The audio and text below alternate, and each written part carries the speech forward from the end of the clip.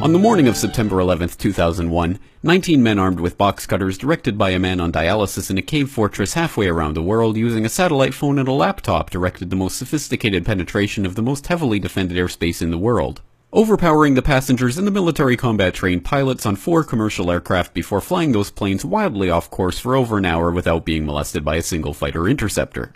These 19 hijackers, devout religious fundamentalists who like to drink alcohol, snort cocaine, and live with pink-haired strippers, managed to knock down 3 buildings with 2 planes in New York, while in Washington a pilot who couldn't handle a single-engine Cessna was able to fly a 757 in an 8,000-foot descending 270-degree corkscrew turn to come exactly level with the ground, hitting the Pentagon in the budget analyst office where DoD staffers were working on the mystery of the $2.3 trillion that Defense Secretary Donald Rumsfeld had announced missing from the Pentagon's coffers in a press conference the day before, on September 10th, 2001.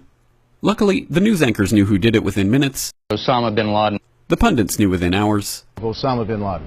The administration knew within the day. Terrorists who committed these acts and those who harbor them. And the evidence literally fell into the FBI's lap. That a hijacker's passport was found blocks from the World Trade Center crash site, if you can believe that.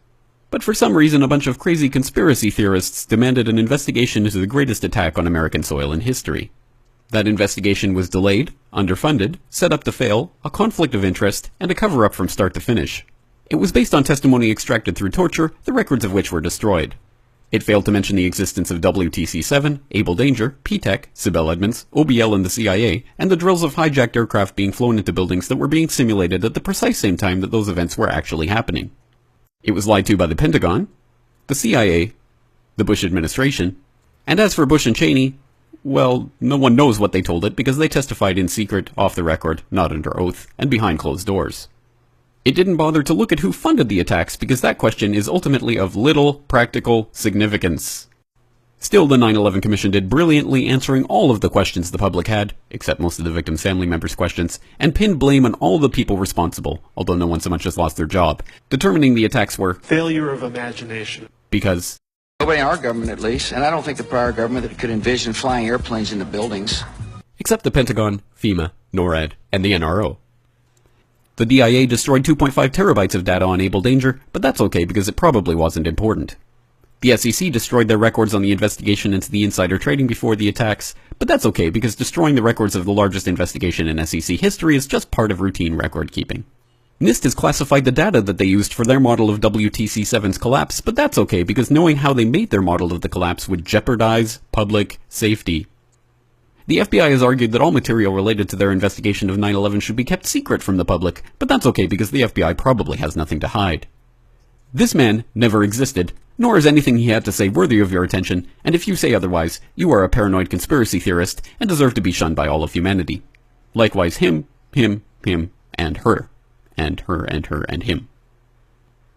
Osama bin Laden lived in a cave fortress in the hills of Afghanistan, but somehow got away.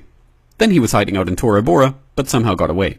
Then he lived in Abbottabad for years, taunting the most comprehensive intelligence dragnet employing the most sophisticated technology in the history of the world for a decade, releasing video after video with complete impunity and getting younger and younger as he did so, before finally being found in a daring SEAL team raid which wasn't recorded on video, in which he didn't resist or use his wife as a human shield, and in which these crack special forces operatives panicked and killed this unarmed man, supposedly the best source of intelligence about those dastardly terrorists on the entire planet.